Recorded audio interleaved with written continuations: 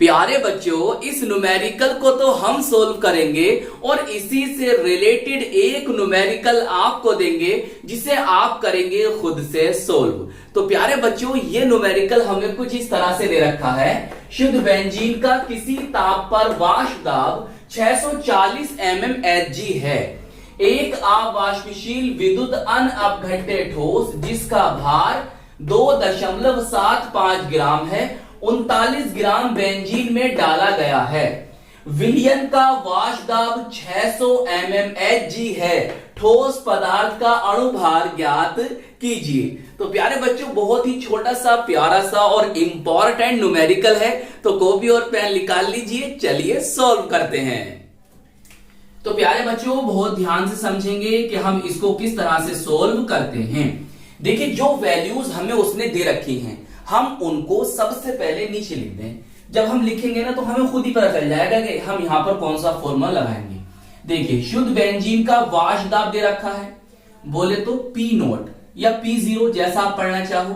कितना दे रखा है हमको? 640 mmHg। सही है। फिर देखो प्यारे बच्चों, हमें विलयन का वाष्प दाब दे रखा है, तो हम इसे लिखेंगे PS से। सही, 600 mmHg। क्लियर? अच्छा, अब वो क्या कहता है, देखो, एक अवाष्पशील विद्युत अनअपघट्य ठोस जिसका भार 2.75 ग्राम है को 39 ग्राम बेंजीन में डाल रहे हो, मतलब इसको इसमें डाल रहे हो। तो ये कौन हुआ? विलय, और ये कौन हुआ? विलायक। सही। तो विलय का भार आपको दे रखा है या विलय का द्रव्यमान आपको दे रखा है, लिखेंगे W2 से। कितना है? 2.75 ग्राम। और प्यारे बच्चों, विलायक जो यहां बेंजीन है उसका हमें भार दे रखा है कितना? 39.0 ग्राम। छोड़ो 39 ग्राम लिख लो, 39 ग्राम। सही।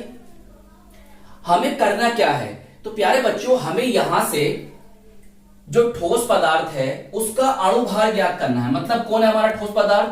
सर, हमारा है एक वैद्युत अनअपघट्य ठोस है जो हमारा विलय है। तो विलय का हमें क्या करना है? अणुभार यहां से ज्ञात करना है। तो प्यारे बच्चों, कुछ पता चला कि यहां पर फॉर्मूला कौन सा लगेगा? जब इस तरह की वैल्यूज आ जाती हैं तो हम यहां पर एक फॉर्मूला लगाते हैं। कौन सा फॉर्मूला लगाते हैं? राउल्ट के नियम से। सही है, राउल्ट के नियम से या राउल्ट के नियम अनुसार भी लिख सकते हो। कौन सा होता है राउल्ट का वो नियम? Sir, P0 minus PS upon P0 बराबर होता है विलय का मोल प्रभाज।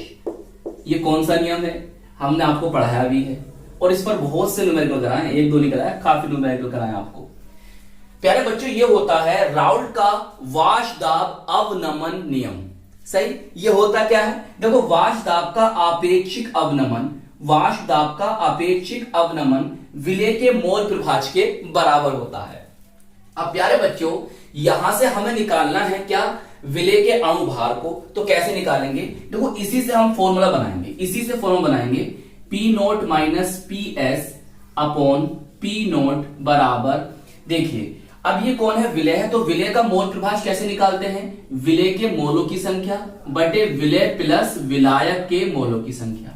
अगर बात चल रही है प्यारे बच्चों तनु विलयन की, तनु विलयन के लिए बात चल रही है, तो होगा क्या? प्यारे बच्चों, ये होगा कि यहां पर जो विलय के मोल होंगे ना वो कम होंगे और विलायक के मोल ज्यादा होंगे। सही है। विलायक के मोलों की संख्या विलय के मोलों की संख्या से ज्यादा होगी। तो इसलिए हम क्या करेंगे? तो ध्यान समझना, हम क्या करेंगे प्यारे बच्चों? P0 minus PS upon P0 बराबर, यहां पर कर देंगे हम N2 अपॉन N1। सही। मतलब N2 प्लस N1 की जगह हम विलायक के मोलों की संख्या रख देंगे। यहां से भी बात नहीं बन रही है तो और इस फॉर्मूले को हम और आगे लेके जाएंगे। P0 minus PS upon P0 बराबर, प्यारे बच्चों, मोलों की संख्या कैसे निकालते हैं? देखिए, अगर विलय है तो विलय का भार बटे विलय का अणुभार या विलय का द्रव्यमान बटे विलय का मोलर द्रव्यमान। इसी तरह से विलायक का भार बटे विलायक का अणुभार। सही। अब देखो यहां से बात बन गई है, क्योंकि हमें यहां से M2 को निकालना है और M2 हमें यहां दिखाई दे रहा है, बाकी सब वैल्यूज हमें पता है। अच्छा, अभी एक वैल्यू और आपको नहीं पता है, थोड़ा सा इसे और सिंपल कर लेते हैं। P not minus PS upon P not बराबर हो जाएगा प्यारे बच्चों W2 इंटू, ये ऊपर चला जाएगा M1 और नीचे आ जाएगा प्यारे बच्चों आपका W1 इंटू M2, और यही हमें क्या करना है, कैलकुलेट करना है। प्यारे बच्चों यहां पर M1 क्या है सर, यह है विलायक का अणुभार, और विलायक कौन है हमारा, यहां पर बेंजीन है, तो बेंजीन का अणुभार हमें निकालना पड़ेगा। तो हम निकाल लेते हैं C6H6 का अणुभार या मोलर द्रव्यमान अणुभार।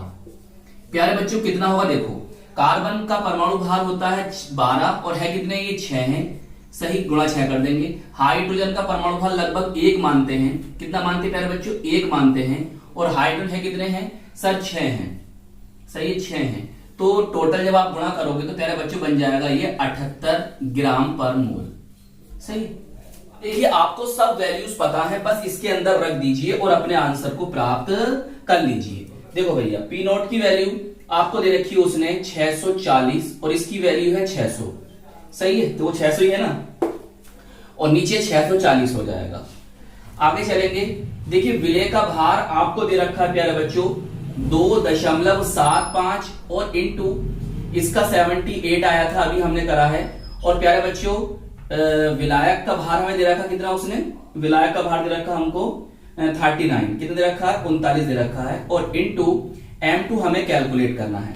अगर हम थोड़ा सा ध्यान से देखें तो ये इससे 2 बार चला जाएगा, सही।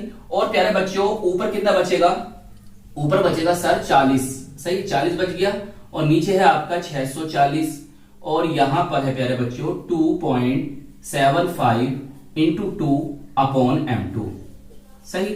अब देखो हम क्या करते हैं, इस 0 से तो 0 चला जाएगा, और प्यारे बच्चों ये चला जाएगा इससे 4 एकम 4, और ये चला जाएगा 4 एकम 4 और 16, सही है, 16 चौक 64 होते हैं ना, कट जाएगा।